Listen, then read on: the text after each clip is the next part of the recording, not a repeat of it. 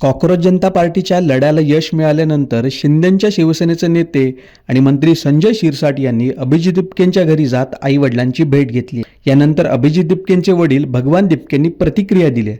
आपण पाहूयात नेमकं ते काय म्हणाले। ठीक आहे, यश आता सर्वांकडूनच मिळतंय, अभिनंदन होतंय। बराच कठीण काळ तुम्ही काढला, आता मंत्री सुद्धा आले तुमच्या अभिनंदनासाठी। तुमची काय भूमिका आहे या सगळ्याला? सर, तर साहेबांचे माझे मागच्या जवळ 25 वर्षापासून संबंध आहे। मी MIDC मध्ये असताना तो साहेबांचा म्हणजे बाले किल्लाच होता बजाजनगर, तिथे मी ड्युटी केलेली आहे। 15 वर्ष ड्युटी केलेली आहे।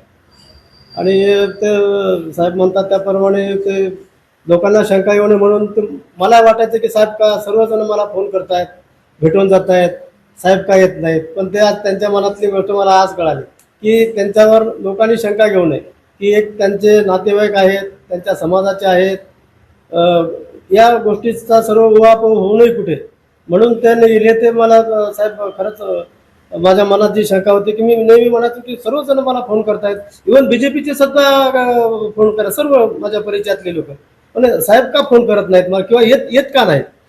तर ते त्यांच्या मनातलं जे आज त्यांनी खुलासा केला ते खूप। आणि ते एक तर आमचा समाज काय जास्त मोठा नाही आहे, जास्तीत जास्त 10% सुद्धा आमचा समाज नसेल, हे सर्वांना घेऊन चाललं हे खूप मोठी गोष्ट असते।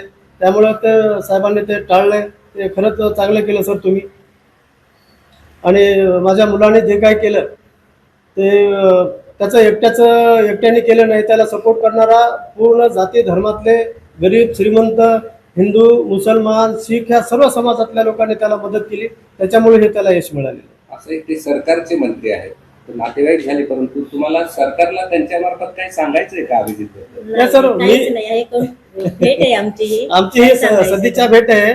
मी त्यांच्या मतदारसंघामध्ये 15 वर्ष काम केलंय।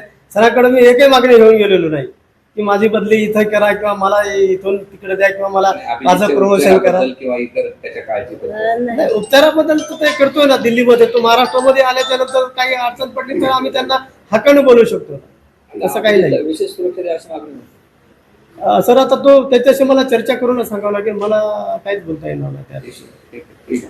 अभिजितला या महाराष्ट्रात आल्यानंतर तिथेही सुद्धा त्याला सुरक्षा दिलेली आहे, परंतु आता महाराष्ट्रात आल्यानंतर निश्चित मी मुख्यमंत्र्याला भेटून त्याला सुद्धा सुरक्षता द्यावी, कारण या आंदोलनाचा काही लोकांनी चुकीचा वापर करू नये याची काळजी सरकार निश्चित घेणार आहे।